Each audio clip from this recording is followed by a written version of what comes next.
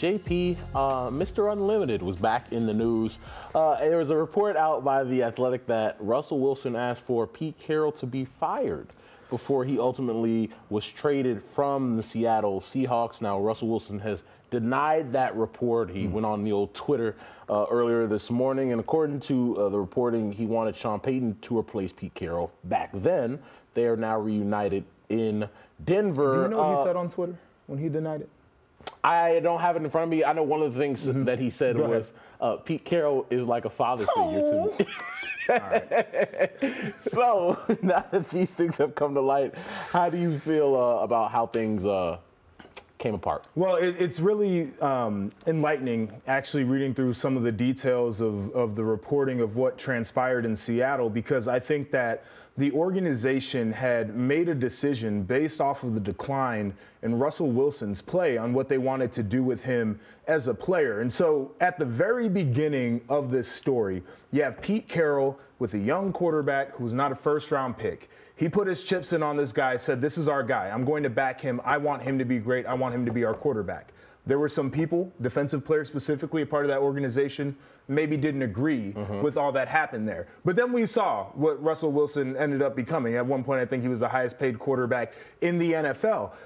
Then once you pay the quarterback, you can't pay other positions. The offensive line never really got in line, so he wasn't protected. But he's also a guy who wants to throw that deep ball. He wasn't going to be a guy who was going to throw it short. And they ran through a couple of offensive coordinators to try to figure that thing out for his sake. And I think it just got to a point where he's like, yo, we need to get rid of Pete because it's not really gelling with who he believes he is. This is Russell Wilson as a player and what he can do. And Pete and the GM are looking at each other like, we really like this guy, but he's a little longer in the tooth. He's not playing the way that he was before, and we can't have a personality within our organization that's going to cause fractures and fissures and crumbles. And so they made a decision. They got rid of him. They got a lot back in return, and now he gets to be with his boy Sean Payton, although Payton said to him, you can't bring your own personal coach and that parking spot and that office that you had. We're getting rid of it.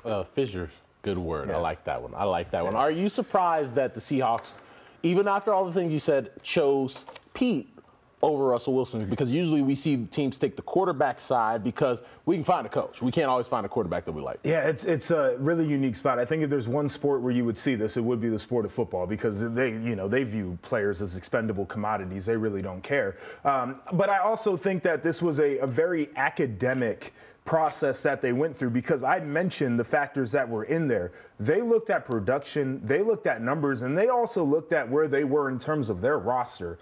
They said this contract's becoming untenable. This is a player who's not playing like he was before, but other teams are going to view him as somebody who can get them over the hump, and they are going to give us a lot in return. As soon as Russ said, hey, there are 4 teams I'm willing to talk to, everybody else around the league was like, all right, open season, we can try to make a deal. And I think that was the genius in what Seattle did. And then we saw the way that they played this season when nobody really had expectations. They got something cooking up there that's special, and I think it starts with culture, but also how they want to manage their roster. Yeah, we talked about it on our show. Like, we thought Gino was going to be garbage, and he ended up throwing for 4,200 yards, 30 touchdowns, and you talk about culture a lot. We talk about culture a lot in the show because I don't think it's something that's overblown. I think, the environment that you have, the environment that you create in a locker room, in a building, in a facility, that produces winning or losing, right? It goes both ways, and what they've done up there since Pete Carroll came from USC has really created an environment where guys can go up there and think they can win.